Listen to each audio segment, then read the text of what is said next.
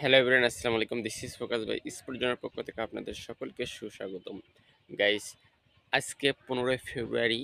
আজকে আপনারা সকলেই জানেন যে ভারত পাকিস্তান যে দৌরত্ব বা যেটা বয়কট করার সিদ্ধান্ত ছিল, সে ম্যাচটা আবারও মাঠে করাইতেছে এবং বাংলাদেশের অনুরোধে পাকিস্তান রাজি হয়েছে ভারতের বিপক্ষে ম্যাচটা খেলতে।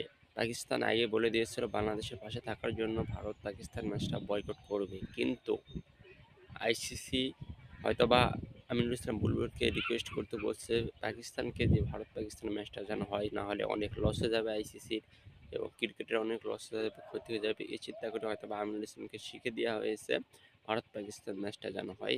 এই কারণেই বাংলাদেশ আমিনুল ইসলাম বুলবুল রিকোয়েস্ট করেছে পাকিস্তানকে এবং এই ম্যাচটা আজকে দুপুর 2টা 30 মিনিটে অনুষ্ঠিত হতে যাচ্ছে ভারত পাকিস্তান ম্যাচ।